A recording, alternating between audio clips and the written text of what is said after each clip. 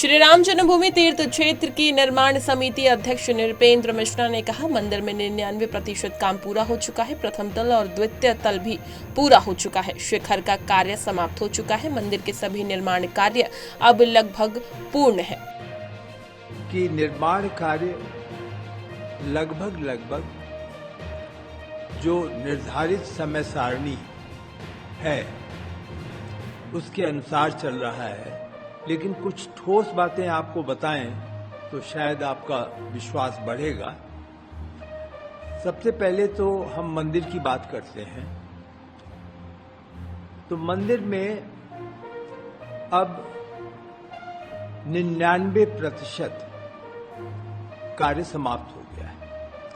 यानी रामलला का मंदिर तो पहले ही पूर्ण हो गया था, लेकिन जो प्रथम तल और जो द्वितीय तल और उसके ऊपर जो शिखर जाना था, तो प्रथम तल भी पूर्ण हो गया है, द्वितीय तल भी पूर्ण हो गया है। और आपको जानकर हर्ष होगा, ये बड़ा सौभाग्यपूर्ण दिवस है आज का, कि आज के दिन जो शिखर है, जिसका एक मापदंड होता है कि शिखर पर ध्वज दंड कब लगेगा।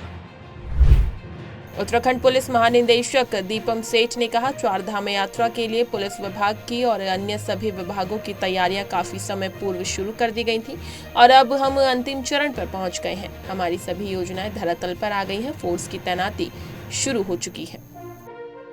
कि चारधाम यात्रा के लिए जो पुलिस विभाग की और अन्य सभी विभागों की जो तैयारियां हैं, वो काफी समय पूर्व माननीय मुख्यमंत्री उत्तराखंड की अध्यक्षता में और उनके निर्देशन में ये शुरू कर दी गई थी। और अब हम लोग अंतिम चरण में अब पहुंच गए हैं। हमारी सारी योजना ग्राउंड पे आ गई है, हमारा फोर्स डिप्लॉय हो गया है और अब जो फाइनल एक रिव्यू है सभी व्यवस्थाओं का वो किया जा रहा है।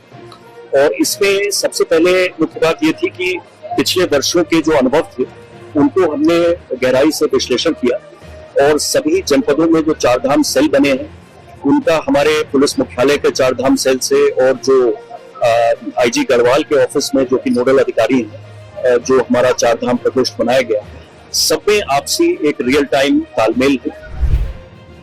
पीडीपी प्रमुख महबूबा मुफ्ती ने कहा, ध्यान रखा जाए कि आम लोगों के घर न गिराए जाएं और कुछ लोग यहाँ जो पाकिस्तान से आए हुए हैं उसमें कुछ लोग ऐसे हैं जो महिलाएं जिनकी शादी 30 से 40 साल पहले हुई है या जिनके पोता पोती हैं, उनका घर तो हिंदुस्तान है, वो अपने आप को हिंदुस्तानी समझते हैं, वो इस उम्र में कहाँ जाएंगे। मैं उम्मीद करती हूँ कि गृह मंत्री इस पर सहानुभूति निर्णय लेंगे।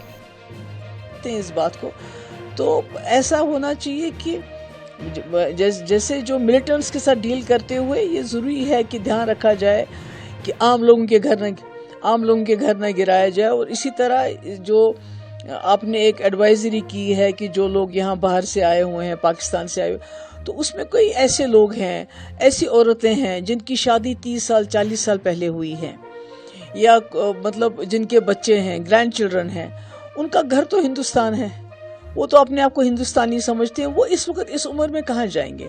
तो मैं उम्मीद करती हूँ कि होम मिनिस्टर साहब इसका सिंपैथेटिक व्यू लेंगे और इस तरह से जो है उन लोगों को अपना घर बार छोड़ने के लिए, क्योंकि आज तक 30 साल से 40 साल से रह रहे हैं और वो कभी भी उन्होंने मुल्क के खिलाफ कोई कार्रवाई नहीं, कोई काम नहीं किया।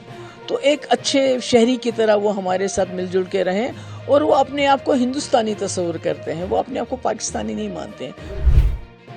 दिल्ली सरकार में मंत्री आशीष सूद ने कहा, आज हमारी कैबिनेट ने फीस बढ़ाने या ना बढ़ाने के संदर्भ में एक कानून सम्मत निर्णय लेकर एक बिल बनाया है, जिसमें सरकार को ताकत दी गई है कि वो रेगुलेट कर सके, रोक सके और अगर कोई स्कूल ना माने तो उस पर दंडात्मक कार्रवाई की जाए।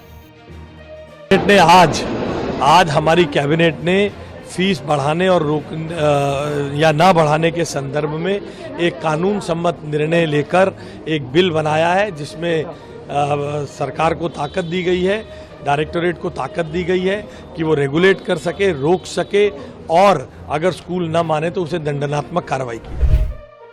मुख्यमंत्री रेखा गुप्ता ने कहा, दिल्ली में ये बड़ी स्थिति रही कि पिछली सरकारों ने कभी भी ऐसा कोई प्रावधान नहीं किया कि दिल्ली में फीस ना बढ़े।